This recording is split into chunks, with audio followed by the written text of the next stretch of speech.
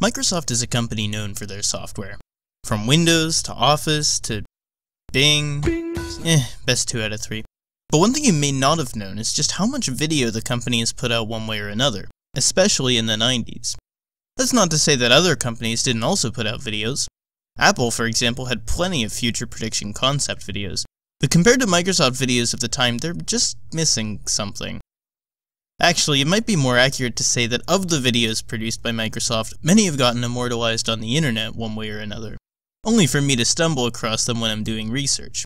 And despite my best efforts, most of these never do actually make their way into something I upload.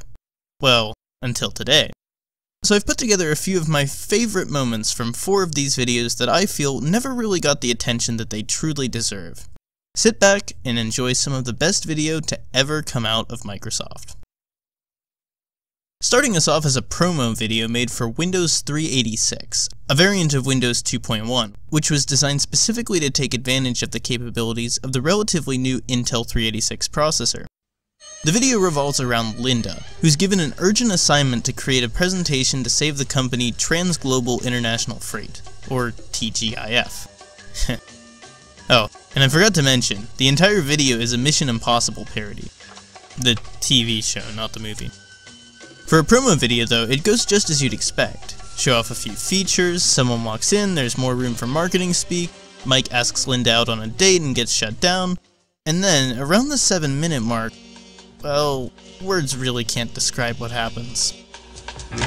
I'm using Windows 386. So all my applications are running at once. My report right now is scattered all over my disk. Whoa, Windows. She starts rapping. Well, if you can call it that. Whatever it is, you have to admit that these are some of the laziest and yet most forced rhymes of all time. And half of them don't even make sense. Where things are pretty stuffy, some are in the word processor. That's where it gets fluffy. But if you thought that was bad, just wait until poor William walks in to see, well, whatever's going on here. And of course, some more music straight from Mario Paint. It's not 1, 2, 2, 2, 3, but don't worry, William, just hand the disk to me. I've got several applications looking mighty slick, running under Windows 386. Yeah, I'm gonna have to side with William on this one. He looks terrified, I'm terrified, but either way, you gotta love the synth solo in the middle.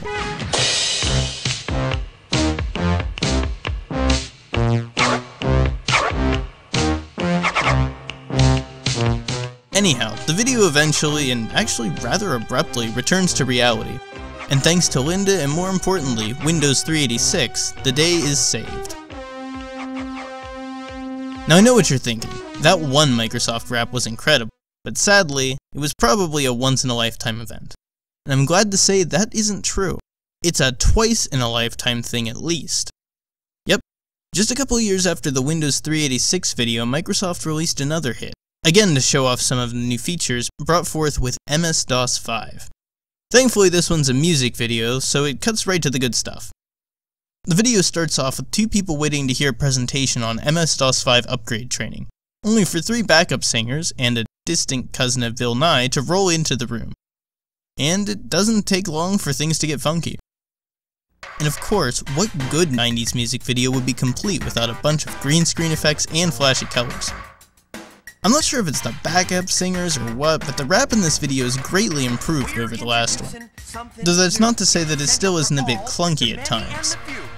Most of the time.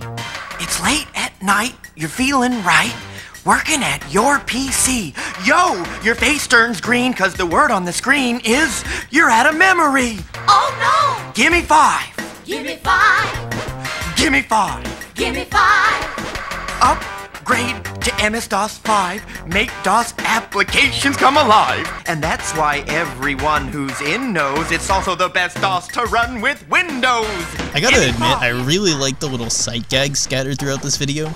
All based on terrible puns, of course. Like the elephants running away from the mouse, seashells to talk about the DOS graphical shell, and a restaurant while introducing the concept of drop-down menus. And who didn't notice all the little MS-DOS boxes that somehow got scattered up on the wall? After a thoroughly entertaining presentation, everyone in the room seems convinced, as they all break into dance.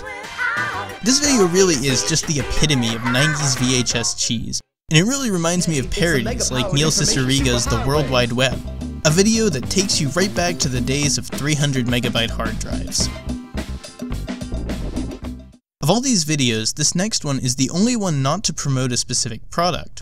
Instead, it was played before the 2007 Microsoft TechEd conference, and continuing the pop culture parody streak, this one is Back to the Future.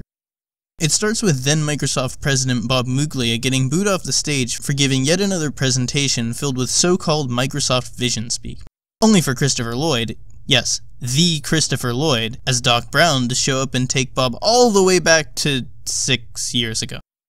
It's there that we meet the antagonist, Mr. Biff, who has a talent for bringing up basically every failed Microsoft project. You to find them. Why don't you just use WinFS? Or WebStorm, or Cairo, Storage Plus, or OFS? Yeah, Microsoft's vision for the future of integrated storage. That's another thing that makes this video stand out from the rest. It's really self-aware compared to the other two, and it has some really funny self-deprecating Microsoft jokes in it. Hand me that floppy. She's still pretty fast for an old 386. But we've only got 5 minutes of time travel. Why? 640K of RAM, I don't care what Bill Gates said back in '81, it's not enough! Of course, Bob just doesn't get it, and so Doc takes him to an alternate future, where all of the failed Microsoft visions came true. It's Bob. Welcome to the future.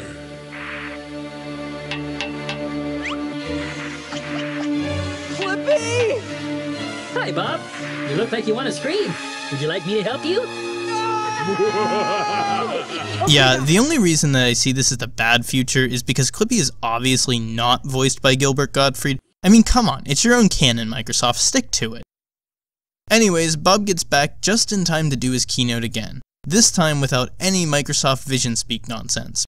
Or, as Doc Brown calls it, MSVSVS. we also see Biff as a harmless janitor instead of... Wait, how did he manage to fall from being TechFly's boss to being a janitor? And if he was the janitor before the keynote, then wouldn't Muglia have recognized him when they went into the past? Are they implying that just going into the alternate future they somehow changed the past? But Doc Brown specifically said not to change the past, so does that mean... Okay. Point is, time travel logic never makes sense, so why should it here? At any rate, this video is probably the strangest addition to the canonical Microsoft lore since the Clippy Flash animations. And to finish it off, probably the most self-aware video yet. This one is a trailer for Office 2010. The movie. Honestly, this is the best one yet. It's just loaded to the brim with Office puns. Increase the font size! Copy and paste that. You got 3 seconds. Action scenes. And honestly, some really tragic moments.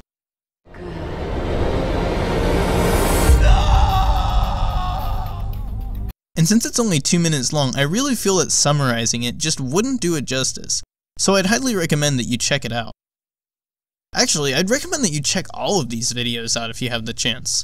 Well, at least if you're up for some bizarre, so bad that it's good entertainment. I'm personally just glad that I can finally use these weird clips in a video. And this is just some of them. I didn't even get into stuff like the Windows 95 video guide. That would need to be a whole video unto itself. Just call up the wizard. Hey! Nothing up my sleeve! Presto! I gotta give up smoking. For now though, I think that's enough weird videos. And at any rate, I gotta run. I've suddenly acquired this strange urge to go purchase and install MS-DOS 5.